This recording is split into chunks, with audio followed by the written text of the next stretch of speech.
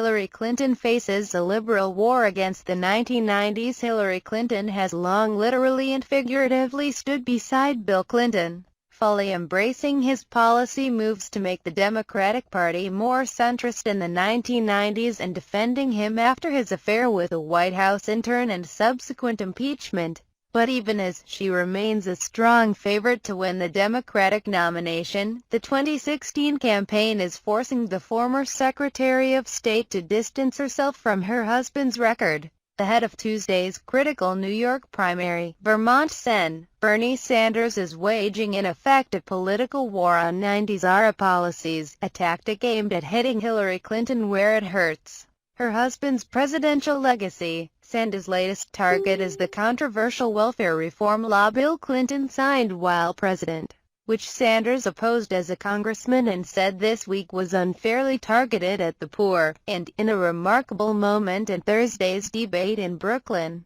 Sanders accused Hillary Clinton of using racist language and referring to some gang members as super predators. In 1996, liberal activists, particularly in the African American community, have also criticized Bill Clinton's presidency, arguing the 1990s, which both Clintons cast as an era of peace and prosperity, was also a time when the Democratic Party embraced a law and order vision that unfairly targeted blacks. Amid this backlash, Hillary Clinton has carefully defended her husband, but not entirely his record. She has called for new laws to combat racial profiling and broadly reform the criminal justice system, moves that would in effect reverse some of the policies of her husband. When Sanders suggested Hillary Clinton had used a racist term, and everybody knew it was a racist term, in suggesting there were super predators in the 1990s who were driving the increase in the crime rate,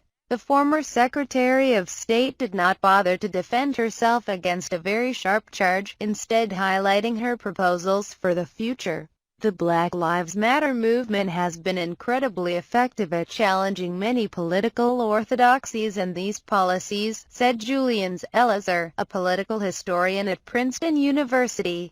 The movement has exposed the racialized nature of these policy debates and raised crucial questions about reform. For his part, Sanders has also aligned himself with Jesse Jackson, whose racial protest tactics Bill Clinton has criticized in the past. Politically, it's not clear these attacks on the 90s-era policies and her husband's record are having much impact on Hillary Clinton. The former Secretary of State holds a significant lead over Sanders among pledged delegates and is way ahead of him among so-called superdelegates. And despite sharp criticism of Clinton by black intellectuals like Michelle Alexander, author of an influential book called The New Jim Crow, that lambasts the criminal justice policies of the 1980s and 1990s, Clinton is winning the Democratic primary largely because of her strong support with black voters. But the debate on the campaign trail illustrates a profound rethinking and reshaping of the Democratic Party. Bill Clinton ran for president in 1992 facing two different challenges. First, the murder and crime rates in some cities, such as Washington, D.C., were at very high levels, and officials in both parties felt there was a need for a more comprehensive policy response. Secondly, the Democratic Party was losing elections at the presidential level, in part because the party was unable to win moderate, white voters.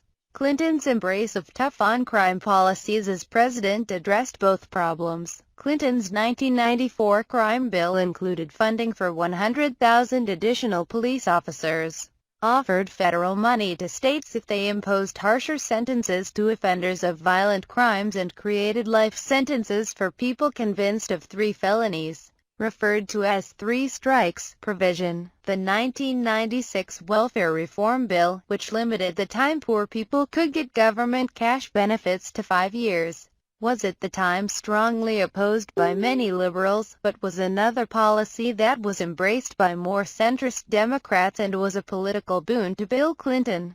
That was an easy bill to be for because it scapegoated the poorest people in America, Sanders said in a speech to the Rev. Al Sharpton's National Action Network this week. noting he had voted against the welfare legislation. The crime rate and the number of people on welfare reform both shrunk dramatically in the 1990s, trends that have continued.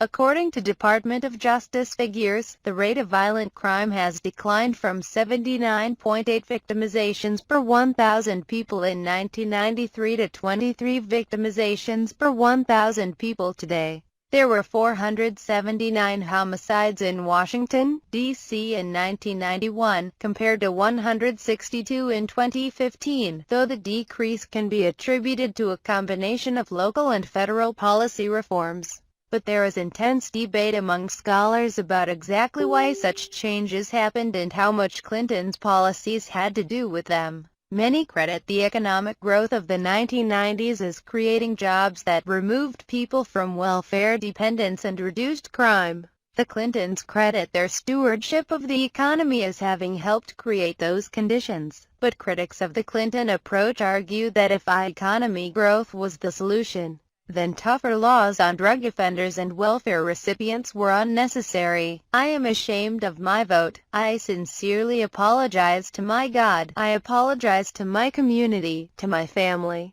That was the worst vote, as I look back over the years that I've taken since I've been in the Congress. Bobby Rush, a black congressman from the Chicago area, said this week in an MSNBC interview that was remarkable because lawmakers so rarely backtrack on their votes.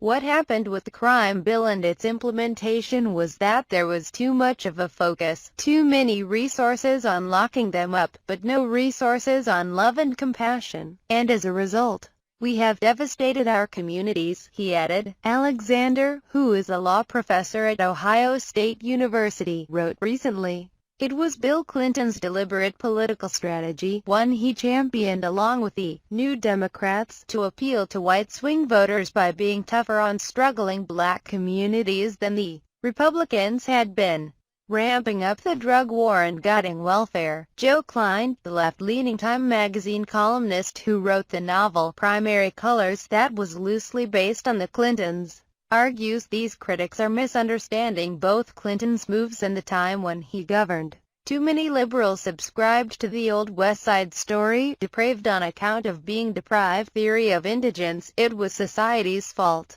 But that theory failed to recognize the good choices made by the vast majority of African Americans who are not criminals or truants or drug addicts. It is tragic and wildly irresponsible that Bill Clinton, who brought a measure of sanity to these complicated issues, is being vilified now, Klein wrote this week. Whether the Clintons were right or not to embrace the crime bill and other legislation in the 1990s, the politics have now clearly shifted. Politicians in both parties now say some of the state and federal policies enacted in the 1970s, 1980s and 1990s helped lead to a surge of incarceration that disproportionately left black men in jail.